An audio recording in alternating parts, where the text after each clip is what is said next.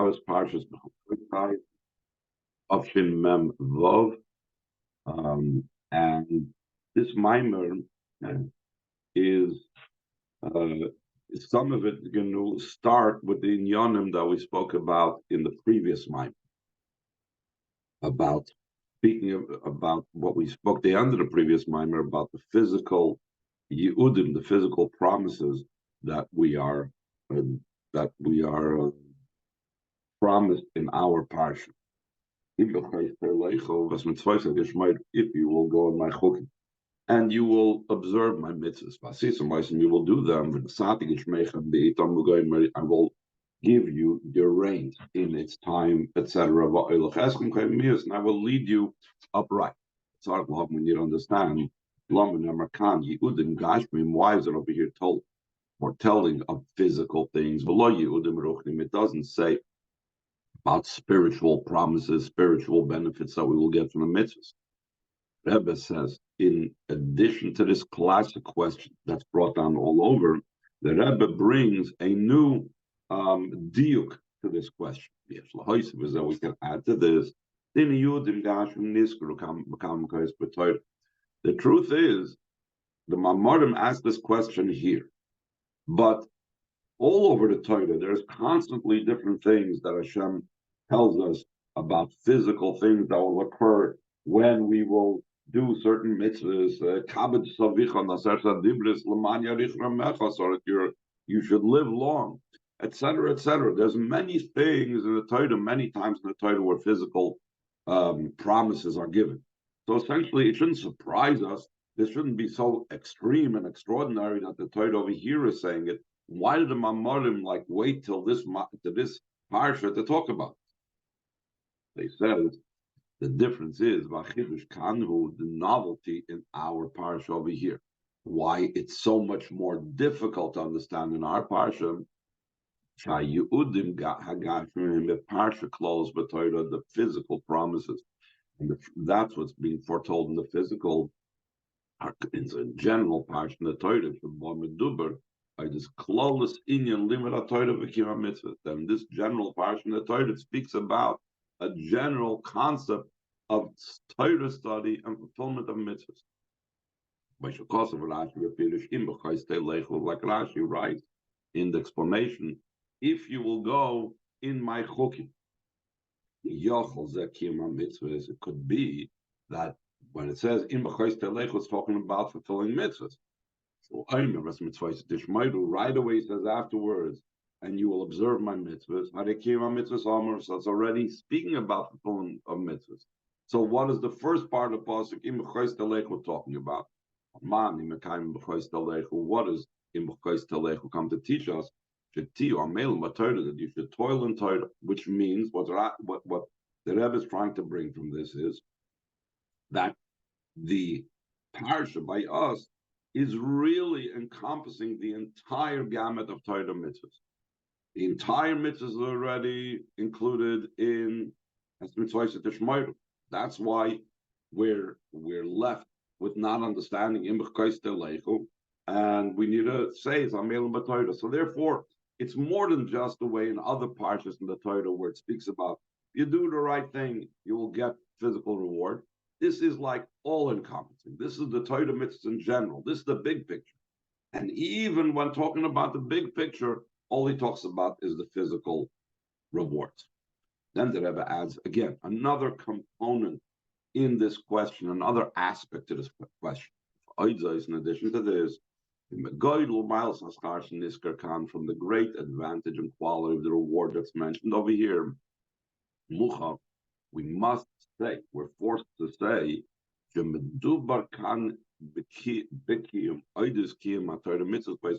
missing a word over here, that it's speaking over here about Torah mitzvahs in a much more elevated type of state. In other words, the Rebbe is going to bring soon what the Rambam Chazal speaks about what type of physical rewards are we talking about, and as we're soon going to bring Mamar Chazal, that the types of reward is really over the top. That again, in other parshas, even though it speaks about reward, it doesn't describe him by Mamar Chazal as being unbelievable rewards. So from the fact that the rewards, the way the Chazal talk about in this parsha, are way over the top, so therefore we must say that what's causing the reward is way over the top. The mitzvahs are not just stam doing the mitzvahs, but you're doing the mitzvahs in an unbelievable way.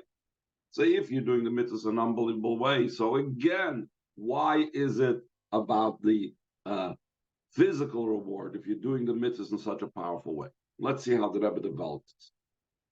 Once he said that it's that the reward is very great, and therefore we must say that the mitzvahs are in a greater way than in other places that it talks in the Torah about the reward for mitzvahs. What's the connection? Amr Chazal said, "Schar mitzvah mitzvah." The reward of a mitzvah is a mitzvah, and the Alter Rebbe explains, like the Alter Rebbe explains in Tanya, from the reward we could derive its very being, its very level, what it is. And Alter Rebbe in Tanya is talking about understanding the spiritual component of the mitzvah from the spiritual reward. But here he's just saying, he's applying this concerning the powerfulness of the reward. Since the reward that we're soon going to describe is very powerful, even in the physical sense, we must be talking about not an ordinary fulfillment of mitzvahs, but mitzvahs fulfilled in an unbelievable way.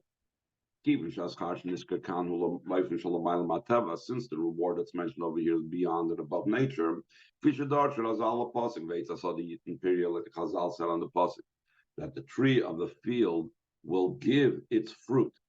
So the Chazal explained a very interesting thing. What does it mean the tree of the field will give its fruit? You don't say there will be fruits. What's the idea of the tree of the field? There's a tree of the field that ordinarily does not give fruit. It's only a tree in the field. It's not a fruit tree. And still no will give fruit. Let's see it inside. Hey, the law Nisrak, it's talking about barren trees. Trees that don't give fruit. Vasidim lasses peiros, and they will give fruit. So again, we see that the reward over here is not just any reward. Yes, you'll have your rain and you'll have this, no, we're talking like a supernatural type of reward. Even trees that don't ordinarily give fruit, give fruit. Another example of a reward that's over the top. He says, so Chazal darshan on the pasuk, I will give you your rains in its times. So the Chazal say, what does it mean be'itam, in their times, as opposed to what? So it says beleile reviyos ubeleile shabbosos, on Wednesday night and on Friday night. This is called the times. And then the Chazal go on to say, they explain why is that the times for the rains, but then they say, what is the result of having the rains come down its time? So we found that the rains came down on Wednesday nights and Friday nights until the rain caused the riches and the growth of the kernels of wheat to be so big. They were as big as the oxen, wild oxen's kidney size. But what is, again, the point of here being that the reward is not just, okay, you will have crops in your field like we have in Vahim Shemoya. No, but we have an unbelievable type of bracha. I mean, move on. Therefore, since we're talking about an unbelievable type of reward, just because this is such a great reward. It indicates on the great quality of our service and fulfillment of Torah mitzvahs. Like it's hinted also in what it says. You will go in my chukim, specifically chukim, not mitzvahs. It's letters of engraving. And we always know Chassidus speaks about the advantage of engraved letters is that when you have engraved letters, so then it is one with the stone. The same thing over here when we're talking about the mitzvahs being engraved, we're talking about the level of the mitzvahs, that's completely joined with Hashem's very essence, to the Torah. So that shows again, it's a very high level of mitzvahs. You're dealing with mitzvahs the way they're part of Hashem's very essence. And not only that, but the specifically the mitzvahs are in a way of going. Like we've had the other Mamorim, that avoid is in a way of traveling. And we know that traveling means that it's going without, it's not comparable to what you did before in a way that's unbounded. Therefore, piling all this up and seeing how great the avodah is, if so, it's even greater emphasize the novelty over here. Despite the great advantage of this avodah, what was mentioned over here was physical promises. This means schar gashmi, physical reward. Though the main reward is a spiritual reward, that should be the main reward over again. Below is schar gashmi, top of the next page, and not physical reward. Not only that, so the Rebbe adds again another component to the question. For whatever reason, you may want to mention physical reward, fine. Say the physical reward. But at least mention also, to some degree, about the spiritual reward. So he says, not only does he choose to mention and to say and to speak about the physical reward, all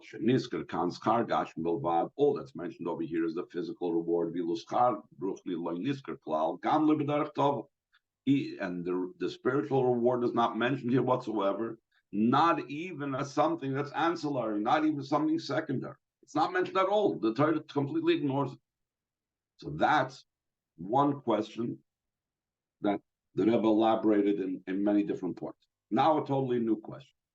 Also, when you understand, second line from the top of the second page, a deal with Pirush Tolechum, the examination and the meaning of what it says, that if you will go with my chukim, Rashi brings down what's it mean, you will go with my chukim, that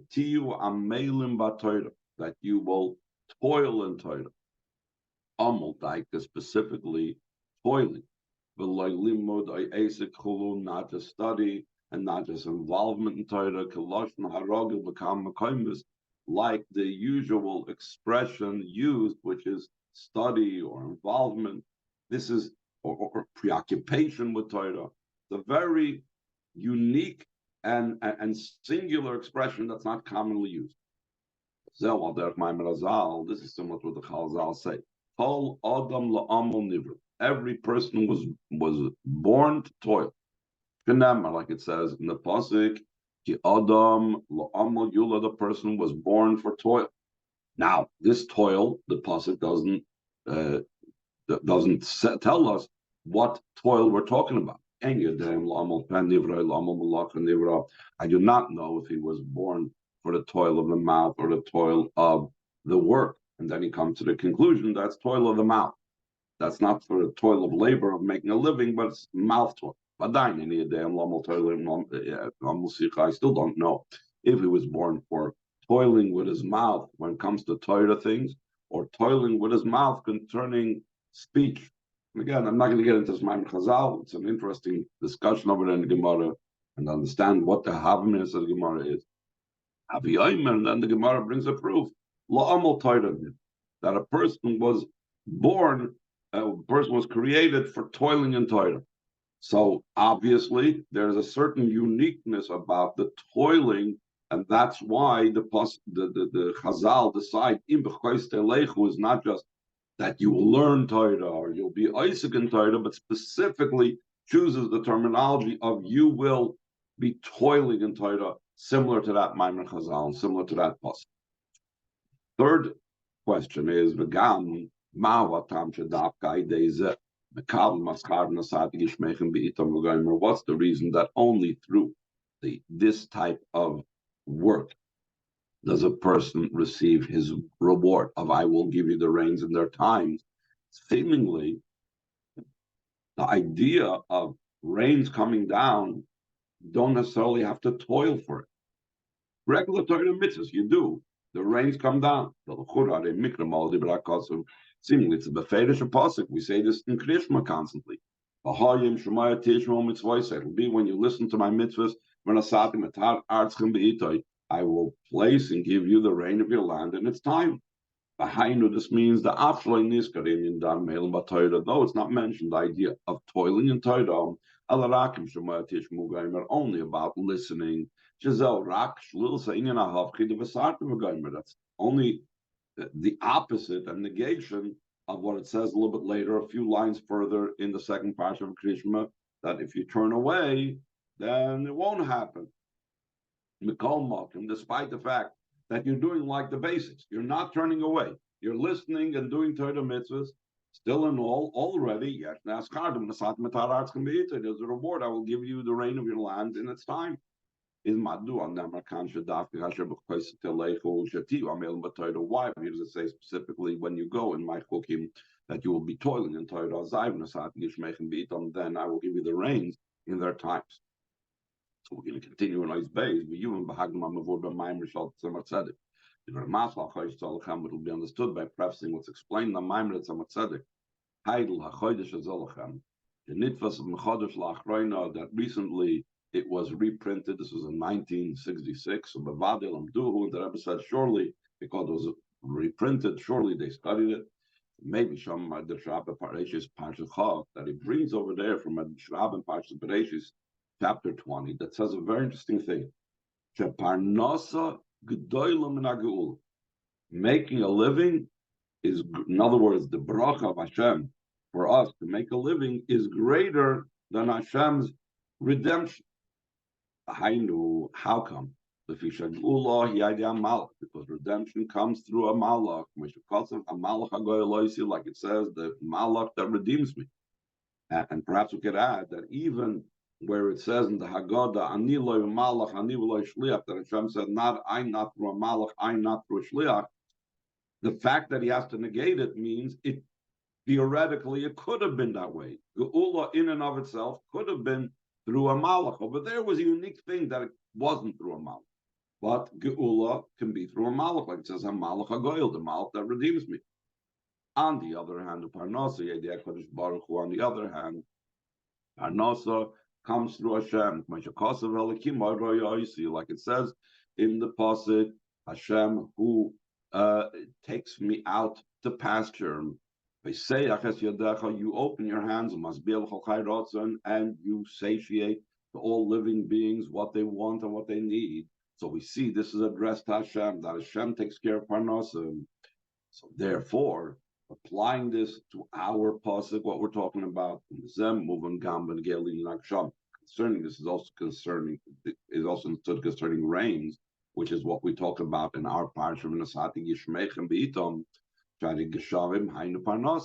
the Chazal identify the idea of rains with Parnasa, because in Israel it's an agricultural land, and there was no other main way of irrigation. The way how the crops grow, it was always dependent upon the rain. So rains is identical in Chazal with the idea of Parnasa. So it's understood that when our parsha is talking about the rains coming down, that the promise in our parsha that speaks about the rains coming down, their advantage is greater than redemption. Now he's going to address that thing. How could it be such a thing? The idea behind this is like it's explains in the Torah on our parsha. Seemingly we need to understand how is it possible? How does it make sense that Parnasa and rains should be greater than redemption? The idea of Parnasa has to do with the month of Tishrei. The Maimon Chazal say, "Kolms are noisav shel adam k'tuv Rosh on the top of the third page." All the sustenance of a person throughout the year is set and established on Rosh Hashanah. They say what you will make, how much money you will make for the year, the Parnasa. And Tishrei, we know, is of a lower level than Nisan. That was going to explain us to a Geula. The Chodesh Tishrei Shaykh L'Brias Olam, and the month of Tishrei is connected to the creation of the world. Because on the 25th of Elul, the world was created. That's why Tishrei was called the first month initially, before there was the Geula. like in Targum Yonason, it says in the Pasuk in Tanakh, where it says they gathered together in the month of the Esonim in Sukkot. That Tekaya have a Karele Yarcha Kadma. Esonim means the old ones. It's one of the explanations in Esonim. The old ones, the ancient ones, used to call the month of Tishrei the first month. But that was only in the olden time. It was called the first month. But later, it was supplanted by Nisan. As opposed to the redemption is connected with the month of Nisan, that's the month of redemption. We know that the month of Nisan is greater than the month of Tishrei. We should like the Chazal darshan in the Pasuk. This month is for you. Why does it say for you? What's it mean, your thing? How's the month yours? It says, when Hashem chose his world, he established in it heads of months and years. When Hashem chose Yankov and his children, so that was a higher one. He chose us. Then he established a head of month of redemption. And because redemption is so much higher, because Nisan being the month of Geula is so much higher, that's why in the introduction to Raser Sadibris it says, I'm Hashem your God, that I took you out of the land of Mitzrayim, instead of, it doesn't say that I created the heavens and earth. Why? Because Geula, Nisan, is higher than Tishrei. Kivin should be Yitzias Mitzrayim. Nisan. Since going out of Mitzrayim in the month of Nisan is much higher than creation of heavens and earth. That's in the month of Tishrei. So getting back to our original issue, that he says that Parnasa, which Parnasa is established and set on Rosh Hashanah during Tishrei, how could that be greater than Geula? In Cain, Eches Deya. How is there an opinion? The Parnasa Tishrei, that Parnasa has to do with Tishrei. Gedolim and Geula Nisan is greater than Geula that's connected with Nisan. So the Rebbe answers, the idea behind this is there are two types of way of Parnasa, the idea of rain. And this is also going to fit in with the difference that he talks about in rains in Parshas V'hoyim Shemoyah versus the rains in our Parsha that it says Nosati Geshmichem Be'ita. In a Razal, we already find in Chazal two different levels of rains. Eretz Yisrael, Mashke, Oisa, Kadosh Baruch Hu Ba'atzma. Eretz Yisrael, Hashem brings the rains there himself. He irrigates it himself. But the rest of the world get their rains through a messenger, not through Hashem himself. How do we know this? So I'll bring a raya shenam, like it says, the one who places rain upon the face of the earth, which means the earth is referring to Eretz Yisrael. But he sends out the waters over all the outer places. The entire world except for Eretz Yisrael. The outskirts, they receive the rain through a shliach. He sends out the water. So that's what we know. The Chazal talk about two types of rain, through Hashem and through a shliach. Students wants to understand the spiritual level of rains that come directly from Hashem versus rains that come through a shliach. The idea behind this is, as it's known, there are two types of unions and matings of the spheres above, that through those unions and matings, we have the Amshachas down here below. Because every type of Amshachah down here below must come when the spheres join and unite. If there would be a disconnect, a total disconnect between the spheres, so that Hashem's Hashpah would not have the pipeline to come down to this world. But in those unions and matings, there could be a better and greater type of union and a lesser, more limited type of union. It says, Ha'aleph, the first type of union and mating between the spheres is Yichud Chitzonius Chochma Bina Lahachis Ha'olam. The union of the external part of Chochma Bina, which is the basic necessity of keeping the world alive. Basic type of existence in the world type of Hamshach. And this is la'achrei shenimshach mechitzonius chachma bina l'prim hazah. After you have the union of the external part of chachma bina to Zohar Ampin, so then you can have the union with the worlds. Obviously, if you can, and the sustenance of the world. Obviously, if you're only going to have Chachma Bina joined together, but Chachma Bina is going to be disconnected from Zohar Ampin, from the Midas, that's also not going to work. But here we're focusing in the Maimer about the union of Chachma Bina, taking for granted that obviously this will be in conjunction with the union of Chachma Bina and Midas. From this external union of Chachma Bina, Nimshach in the Shalach Ma'im Apnei Chalchut Zayde Shliach, it comes on this idea that he sends waters over the entire externals, over the entire world through a Shliach, because it's an external union. So therefore, how is the Amshachah come down? Through a messenger. Abe is a second type of union, Yichud Pnimi, an inner union of Chachma Bina. And this always explains that this inner union of Chachma Bina harkens back to the higher sources, actually. That Sheshar Shemel Maila Maila, that its root of this inner union must come from a very, very high level for that inner union to take place. Manu, from that inner union, comes down the idea that he places rain upon the earth. Not through a shliach, but rather the way it says, I will place the rains. I am the one who gives it. It's similar to what it says, I, who I am, concerning the Aseres HaDibros, the most highest and lofty level, because when it's a yichud pnimi, an inner, intimate union of Chachma Bina, this draws from even higher than say the Shtalshlos. The Chazal say that the I of Hashem is not hinted, not just in any name, it's not even hinted in any letter of any name, and not even hinted in any point on top of a letter. And that is what's coming down when in the pasuk ונתתי גשמיכם בי. According to this understood concerning the idea of making a living. When the parnas is similar to what it says, he sends out waters upon the face of the outer regions, meaning outside of Eretz Yisrael. A parnasa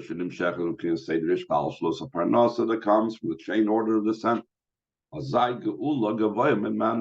So then Geula is higher than that. And that is why Nisan would be higher than Tishrei. Tishrei is the type of parnasa that comes from Seder Ishtalshlos, and in that regard, Nisan, which is Geula, definitely higher than that. But Avol Kasha Parnasa Yal Derech Noisen Matrap Nei Ares and Sati Geshmichem Goimer, but if the parnasa is in such a way that it's similar to what it says, I will place the rains on the face of the earth, I will give the rains. Your range is a parnasa it's a parnasa that's coming down from a level that's beyond the chain order of the sand. Through Hashem himself, then the parnasa is greater than redemption that we said before, by the malach canal, that it comes through a malach. Let's start at the top of the next page a little bit. Eis Gimel. Omnam Kidei Shekiyam Shoksa Parnasa Mebchim Shalom Ma'ilum Seder Ishtalshlos, so that the drawing down of the parnasa should be from a level that's higher than the chain order of the sand. Nosati Geshmichem Be'itam. I will give you the rains in its time. There needs to be a corresponding type of avoida from our side. And like we were talking about at great length earlier, that from the powerful reward that we see in our parsha, it's an indicator that the type of avoida that is triggering such a reward must be a very high avoida. So therefore, so to be able to trigger that higher level of parnasa, that's parnasa that's higher than say the ishtalshlos. It has to be in a way that you're going in my chukim, not just ordinary fulfillment of mitzvahs. You should be toiling in Torah, but in a way of toil and effort specifically. And only when you have that going beyond ourselves in the avodah of Hashem, So the reward again is from a place of higher Meseder Ishtalshlus in an unbelievable way.